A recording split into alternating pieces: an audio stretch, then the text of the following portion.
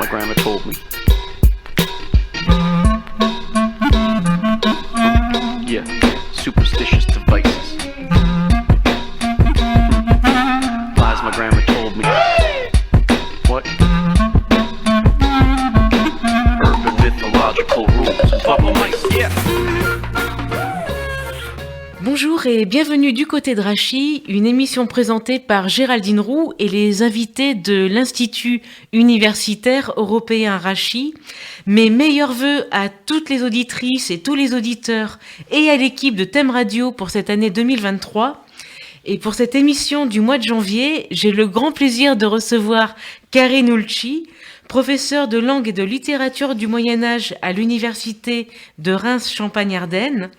Karine Ulci, vos travaux portent sur l'articulation entre héritage chrétien et pré-chrétien, la mythologie comparée et le rapport entre tradition orale et savante. Vous avez créé en septembre 2018 un séminaire dans le cadre du laboratoire Crimel de l'université de Reims, Grande et Petite Mythologie, qui se poursuit d'ailleurs cette année, et vous êtes l'auteur, entre autres, d'une petite histoire de la langue française ou Le chagrin du cancre, publié chez Imago en 2015, de la mythologie des boiteux et du pied fabuleux, Oedipe, Jacob, Mélusine et compagnie, également chez Imago en 2019. Vous avez co-dirigé avec Flore Verdon le premier volume Grande et Petite Mythologie, Monts et abîmes des dieux et des hommes aux presses universitaires de Reims en 2020. Et vous venez de publier Le Porche Bleu, une histoire d'édition chez Imago en octobre 2022. Le Porche Bleu, porche par lequel nous allons voyager pour cette émission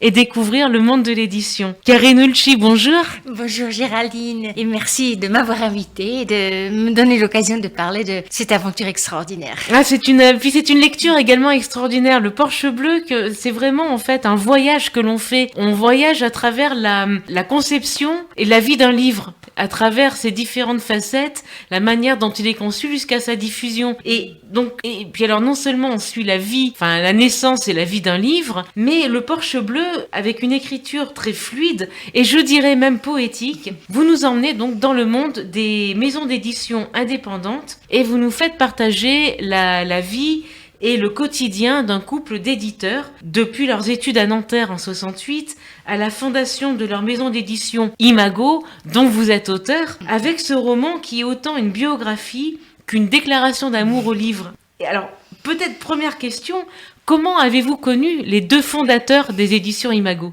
C'est parti d'une chose très simple. D'abord, j'avais beaucoup de livres d'Imago dans ma propre bibliothèque, parce qu'ils font une bonne œuvre de vulgarisation. Et comme nous, on peut être spécialiste dans une toute petite matière, on a besoin que tous nos autres collègues distillent leur savoir et le rendent accessible. Et en fait, ça, c'est un des grands vecteurs de leur publication. Donc, j'en avais plein. Et en particulier, des ouvrages de ceux qui étaient mes maîtres. Un jour, tout à fait par hasard, on m'a demandé, à la suite de mon HTR qui portait sur la chasse sauvage, de faire une conférence. Alors, il était Noël. Et donc, j'ai eu l'idée, en fait, de rapprocher, donc, ces deux thèmes. Et cette conférence a eu tellement de succès, surtout m'a fait un tel plaisir. Il s'agissait, en fait, de mettre ensemble quelque chose de très intime, la joie de Noël, avec beaucoup d'érudition, que je me suis dit, moi aussi, je pouvais faire un livre, ce serait du bonheur. Et évidemment, j'ai pensé immédiatement à Imago, parce que ça allait ensemble. Et donc, j'ai fait un plan, etc. Et je l'ai envoyé sans demander à quiconque, voilà. Et ils m'ont répondu tout de suite et ils m'ont invité. Et en fait, ensuite, c'est dans le livre, c'est-à-dire je raconte la rencontre et c'est comme ça. C'est une très belle rencontre parce que ce sont aussi deux personnes très attachantes. Je pense notamment, quand même à tout le courage qu'ils ont eu. Ils venaient de rien, ils n'avaient pas d'argent et ils ont fondé de leurs propres mains en fait cette maison d'édition. Et tout ce que vous décrivez de l'univers aussi universitaire de Nanterre. Dans les années 60, donc en 68, et comment eux, en fait, ont pu aussi forger quelque chose de leur personnalité aussi à travers leurs études. Je ne sais pas si vous avez une anecdote que vous voulez nous... En fait, c'est toutes les créations dans cet univers, parce que Nanterre est toute neuve à ce moment-là, il fallait mettre des bottes, etc. Eux, au départ, ils cherchaient, c'était quelque part des errants de la vie, qui cherchaient leur place, qui se sentaient, on va dire, exilés ou en porte-à-faux avec le réel. Surtout lui, mais même Jacques, Socrate, donc c'est Platon et Aristote, hein, je parle à une philosophe, c'est vraiment ça, mais vécu dans la chair. Et donc, goût du livre, goût de la culture, de la littérature. Et dans cette période, finalement, où tout était possible, plus, et là je cite Thierry, c'est une période où l'intelligence était furieusement à la mode.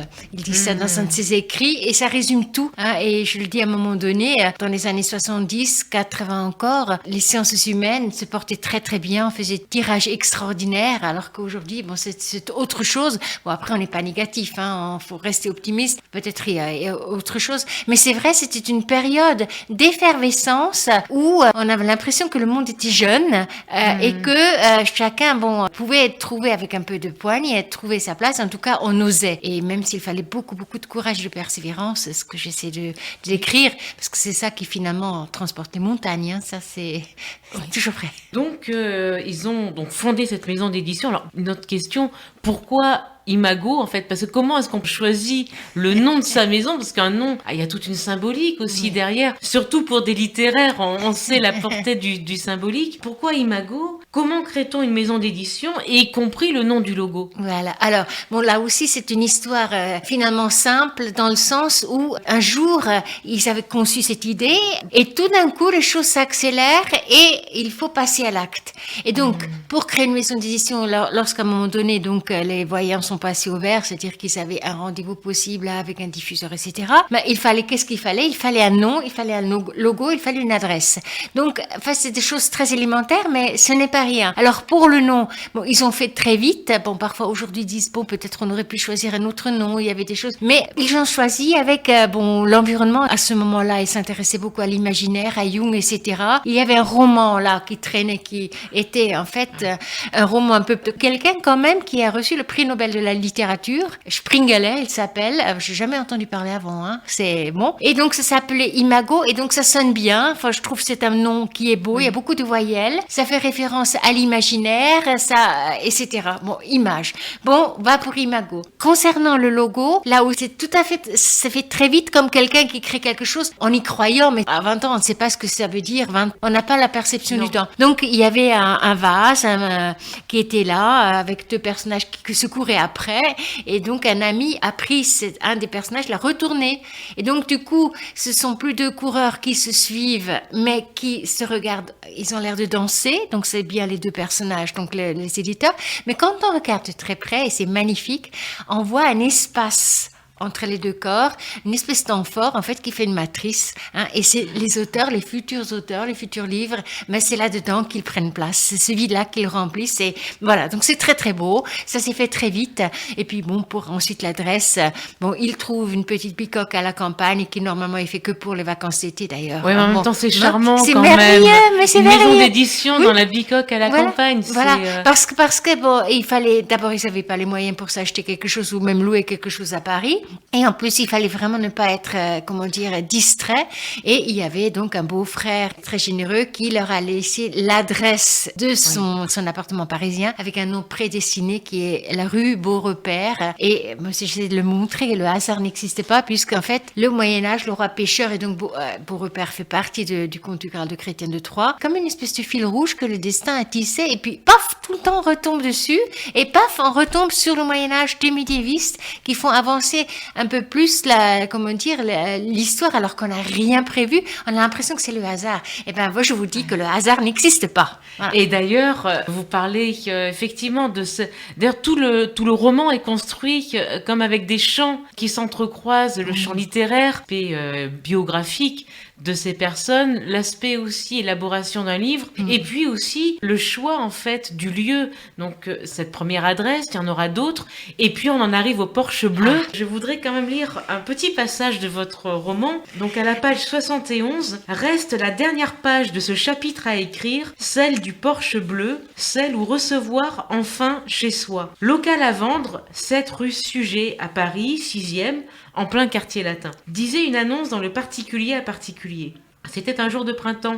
Le Porche Bleu s'était ouvert alors pour la première fois, dégageant la jolie cour intérieure. Enfin, cette petite pièce qui, les soirs d'été ou les jours d'intense pluie, ressemble tant à une crypte. Tout correspondait, tout était résonance. Le haut patronage du grand abbé constructeur du XIe siècle, le voisinage de la maison de Huysmans et celle des sciences de l'homme, enfin, de feu, la maison Payot. Donc le Porche Bleu semble être à la croisée des mondes, à la croisée des chemins, et c'est ce que nous allons découvrir dans une deuxième partie d'émission. Et avant, nous allons écouter un premier interlude musical que vous avez choisi, Karine.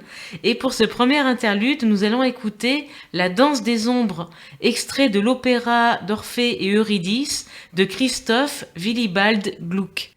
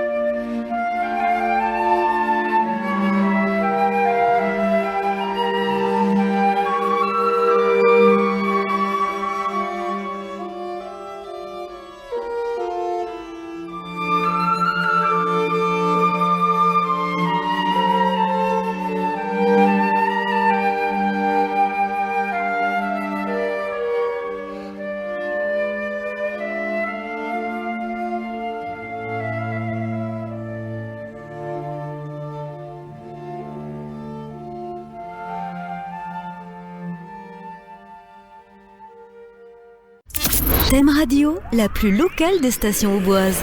Et nous sommes de retour du côté de Rachy avec pour invité Karine Ulci, professeure de langue et de littérature du Moyen-Âge à l'université de Reims-Champagne-Ardenne, auteur entre autres de Une petite histoire de la langue française ou Le chagrin du cancre aux éditions Imago en 2015, de la mythologie des boiteux et du pied fabuleux Oedipe, Jacob, Mélusine et compagnie, également chez Imago en 2019. Avec Flore Verdon, vous avez publié le premier volume, donc issu du séminaire Grande et petite mythologie, Monts et abîmes des dieux et des hommes aux presses universitaires de Reims en 2020. Le deuxième vient de sortir d'ailleurs. Et le deuxième vient de sortir d'ailleurs, Karine, je vous en prie. Juste continuez. Mais il vient de sortir, donc il faut le dire. Également aux presses universitaires de Reims. Juste Grande et petite mythologie 2. Il faudra que vous le conte. Il faudra que vous reveniez à la radio pour présenter ce deuxième volume. Et puis, Le Porche Bleu, donc le roman dont il est question aujourd'hui dans cette émission, publié en octobre 2022 aux éditions Imago, dont Le Porche Bleu et l'histoire. Alors, avant le premier interlude musical, j'ai lu un passage, en fait, donc du Porche Bleu, présentant ce qu'est le Porche Bleu, également à la croisée des mondes et à la croisée de ces différents champs, entre littérature et puis monde réel. Est-ce que vous pourriez nous en dire un peu plus sur le Porche Bleu lui-même? En fait, quand on a essayé de penser au titre, etc., l'image et le terme s'est imposé à moi parce qu'en fait, ça dit tout. Le monde de l'édition et le monde du livre, c'est ce ce qu'il y a de plus attrayant, le plus secret aussi.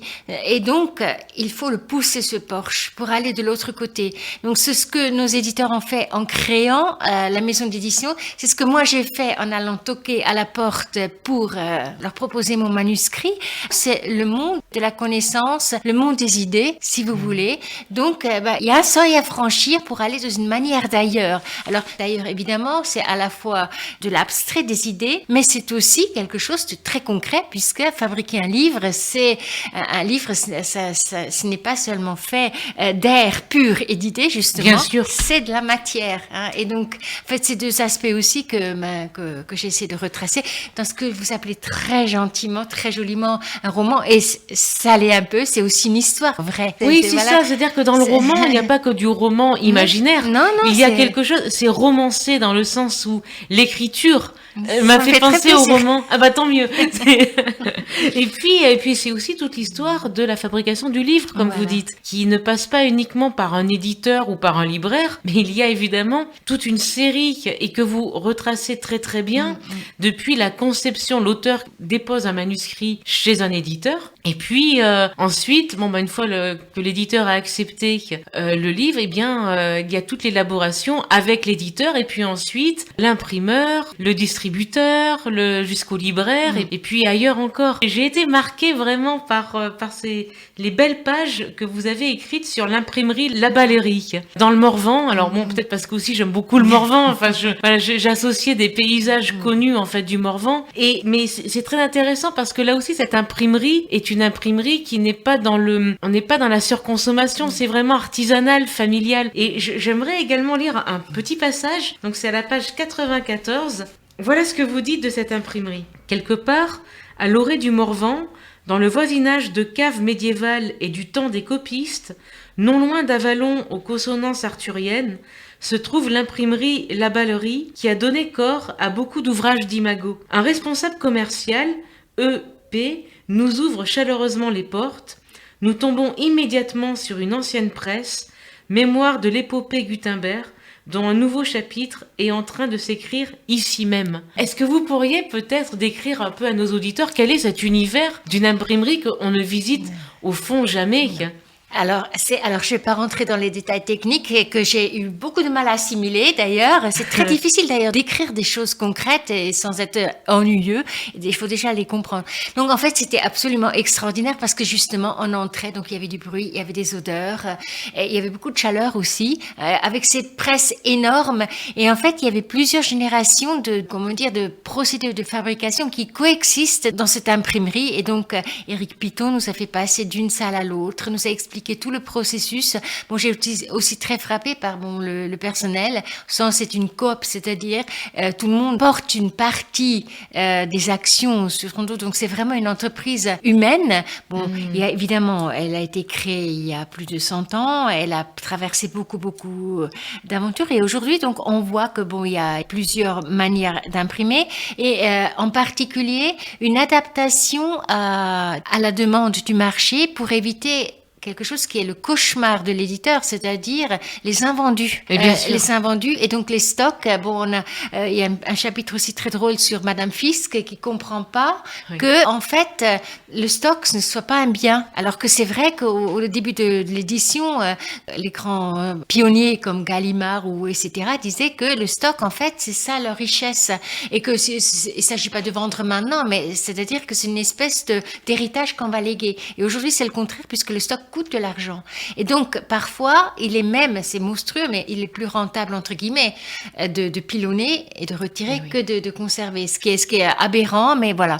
Donc, les machines ou les trois, techniques permettent de s'adapter, en fait, à la demande. Donc, un certain nombre d'ouvrages, dont on sait que c'est un très grand tirage qui seront fabriqués par tel et tel engin, tel procédé. Un autre, c'est pour les moyens. Et puis, il y a aussi ce qui est adapté à ce qu'on appelle le tirage court dynamique et qui est une révolution dans le sens où c'est pas de l'imprimerie à la demande, c'est encore autre chose, mais qui permet, d'une part, de ne pas surproduire, c'est-à-dire d'avoir juste le stock qu'il faut en gros, et en même temps de remédier à un autre fléau, en particulier en sciences humaines, qui sont les ouvrages épuisés. Et Depuis oui. qu'on peut dire, imprimer il y a des algorithmes, etc., mais qui disent qu'en gros, cet ouvrage-là, on va le retirer à 50 exemplaires. Pareil, quand un ouvrage paraît, on va pas imprimer forcément 3000 exemplaires. On va dire la première semaine c'est tant, la deuxième semaine est tant par rapport à l'écoulement. Et donc, ce qui permet justement de gérer les stocks et en même temps, le directeur du Mensis, donc, qui m'a reçu, m'a expliqué aussi, ce qui était extraordinaire, que aujourd'hui, un Gaston Gallimard n'aurait jamais pu rêver à ça, c'est-à-dire que tous ces titres sont disponibles. Alors, on est en train de rattraper parce qu'il y a plein d'ouvrages qui étaient épuisés depuis les années 90, etc. Et tous les ans, il y a de nouveaux titres. Vous voyez, donc il y a de quoi être quand même optimiste malgré tout. Hein, c'est peut-être moins la quantité, mais en tout cas la qualité. Et donc, au fur et à mesure, on arrive donc à reconstituer toute cette bibliothèque avec une grand B humanistique, quoi. Donc, voilà. Donc, la technique a du bon. Et puis, peut-être, alors, notre question tout à fait aussi contemporaine, c'est qu'en fait, on se demande si est-ce que les pratiques éditoriales ont changé depuis la révolution informatique, bien sûr, mais comment est-ce qu'elles ont pu changer depuis, en fait, donc, cette révolution informatique et surtout la multiplication des éditions en ligne? Oui, alors, là, je ne parle que de la maison d'édition que je connais, Bien c'est-à-dire, sûr. et ça vaut certainement pour les éditeurs indépendants. Hein, c'est-à-dire, on est aux antipodes des grands groupes, etc. Parce que rappelons que les éditions Imago, dont il est question dans Le Porche Bleu, est un éditeur indépendant. Farouchement indépendant et donc quitte à publier moins, mais pour garder cette indépendance et le regard sur chaque manuscrit, si vous saviez le temps qu'ils prennent pour le lire et le relire. Et donc ce qui a changé pour eux, c'est qu'ils ont pu prendre en charge la mise en page, la maquette, toutes ces choses, parce que la révolution informatique était quelque part une bénédiction pour ces éditeurs-là, c'était aussi une calamité pour les imprimeries, hein, donc qui a connu une très grave crise à ce moment-là, donc ça coïncide. Mais donc voilà, pour eux, cela veut dire qu'ils sont devenus donc assez indépendants. Bon, alors il y a un maquettiste un peu, comment dire, enfin une espèce d'esprit qui est là derrière tout ça, qui s'appelle Jean Noëli et qui prend tout ça en charge. Bon, ça c'est un mystère qu'on va pas trop lever. Mais donc il y a ça qui est assumé, donc ça coûte beaucoup moins. Et surtout les allers-retours entre éditeurs et auteurs, parce que évidemment, nous on travaille encore moi j'ai besoin et eux aussi d'ailleurs, jusqu'à un certain degré de polissage, on travaille sur papier parce que on corrige beaucoup plus, on apprend sur le texte. Mais lorsqu'on arrive vraiment aux finitions, là on travaille sur fichier, c'est-à-dire on revoit, on souligne des choses que éventuellement il faut clarifier, etc. Et ça va très vite et ça permet de gagner énormément de temps. Hein. Et donc voilà, donc c'est une indépendance et puis bon évidemment aussi beaucoup de frais de moins parce qu'il y a moins d'épreuves, un peu toujours le nerf de la guerre. Hein, même si évidemment un éditeur ne devient pas riche, bon parfois il peut avoir un succès qui fait qu'on acquiert une certaine aisance, qu'on sort de la précarité, mais en même temps il faut arriver à un équilibre financier parce que sinon on ne vit pas. Hein, donc parce qu'il y a apparemment une caricature un peu de l'éditeur vénal, etc. On est aux antipodes là, évidemment. Complètement, oui. Ouais. Oui. Et donc nous allons faire un second interlude musical que vous avez choisi également, Karine Ulci, et nous allons écouter La Foule chantée par Édith Piaf.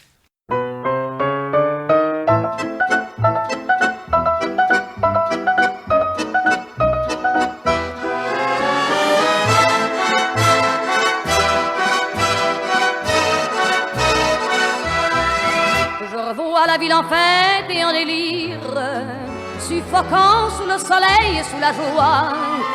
Et j'entends dans la musique les cris, les rires qui éclatent et rebondissent autour de moi.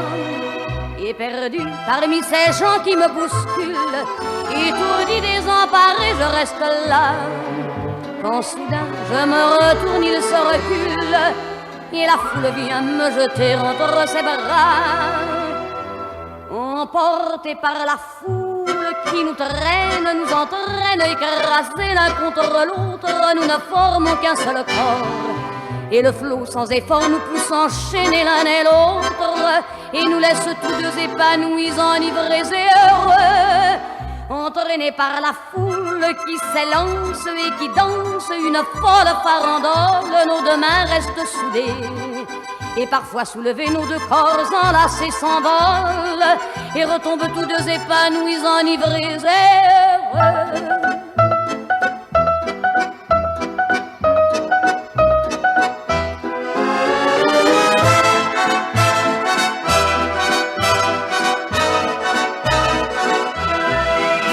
Et la joie qu'elle a poussée par son sourire me transperce et rejaillit au fond de mon âme.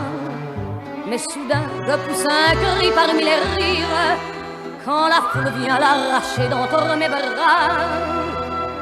Emportés par la foule qui nous traîne, nous entraîne, nous éloigne l'un de l'autre, je lutte et je me débat. Mais le son de ma voix s'étouffe dans le rire des autres, et je crie de douleur, de fureur et de rage, et je pleure. Et traîné par la foule qui s'élance et qui danse une folle farandole, je suis emporté au loin. Et je crispe mes poings maudissant la foule qui me vole l'homme qu'elle m'avait donné que je n'ai jamais retrouvé.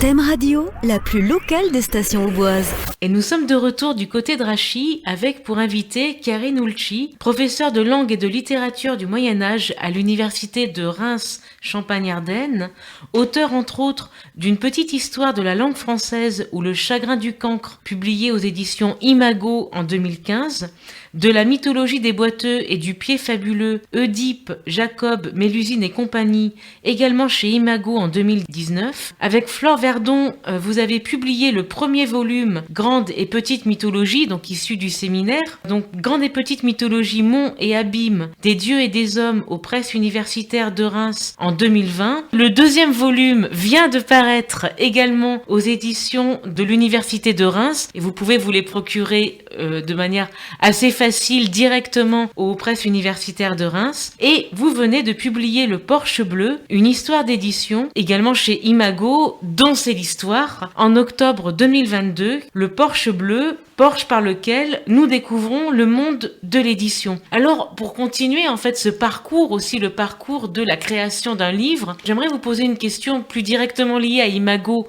donc cette maison d'édition elle-même. Est-ce que vous pourriez nous dire un peu ce qu'est le catalogue d'Imago ? Le catalogue d'Imago, c'est donc un catalogue qui se caractérise, bon, à première vue, on a l'impression que c'est très très varié, mais quand on regarde de plus près, il y a vraiment des rubriques plus particulièrement développées, que ce soit l'histoire, les études littéraires, la psychanalyse aussi, les témoignages.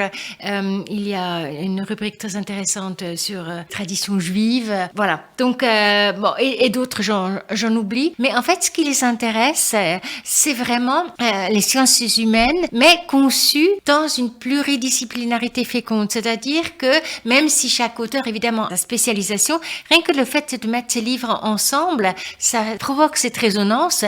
Et donc, la deuxième particularité de ces livres, c'est donc ce sont toujours des érudits de manière ou d'une autre, mais qui font l'effort de rendre leur science aimable. C'est-à-dire que très joliment dit. Mais c'est vraiment ça. Oui, c'est un terme. C'est pas de la vulgarisation. Voilà. C'est rendre aimable. C'est-à-dire que moi, qui suis médiéviste, moi j'ai envie d'apprendre des choses, je sais pas moi, sur la neurologie ou sur l'histoire des sciences, etc.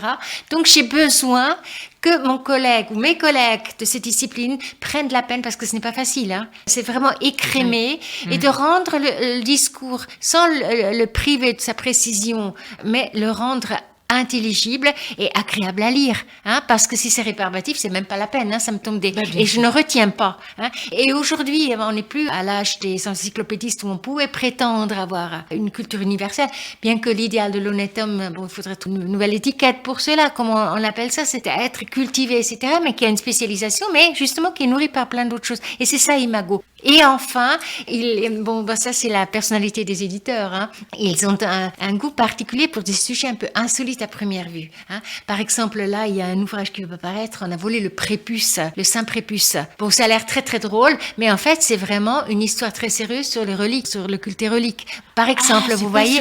Donc oui. Ça va apparaître au printemps. Ou encore, il y a un ouvrage sur les eunuques, ou le lait des pères, ou les nains de jardin. Et bon, évidemment, le titre, c'est important. En fait, dessous, la légèreté, le côté plaisant, ça n'exclut pas, au contraire, le sérieux. Bien sûr. Mais ça dit exactement cette approche. Je veux une science aimable, accessible, pour continuer à cultiver notre humanité qui meurt un peu de la hyperspécialisation. Voilà.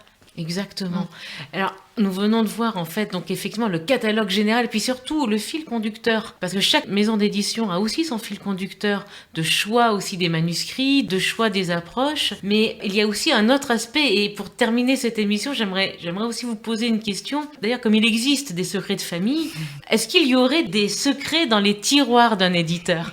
Oui, effectivement. Et ça, c'est quelque chose, Thierry Ozas m'ont fait l'honneur, l'amitié de m'initier, de m'ouvrir, d'entrouvrir un peu leur tiroir secret. Parce que, dites-vous bien, moi, j'ai énormément d'admiration pour eux, mais pour les éditeurs en général, parce que c'est un peu comme les seconds violons, vous voyez, et encore, voir les triangles. C'est-à-dire qu'ils font tout pour mettre en valeur le travail des autres, la pensée des autres, tout en restant dans l'ombre, alors qu'ils sont essentiels. Bon, les deux parties, elles sont nécessaires, mais surtout indépendants, si vous saviez le temps qu'ils prennent pour arriver à la perfection. Alors, ils sont pas directifs, mais pour là, on pourrait peut-être, est-ce que c'est vraiment juste? Est-ce que c'est, vous voyez, des relectures, mais sans compter leur temps, en se donnant complètement. Et une fois que l'œuvre est là, qu'ils nous arrivent, ils se remettent dans le décor et toute la gloire, entre guillemets, tout le mérite, c'est pour l'auteur. Et que pour l'auteur. Et bon, alors, donc déjà, ça, c'est extraordinaire, mais alors, il y a quand même une compensation où c'est presque, pour moi, c'est une chose obligée. Quand vous lisez, vous accumulez. À un moment donné, il faut que ça ressorte. Nos deux éditeurs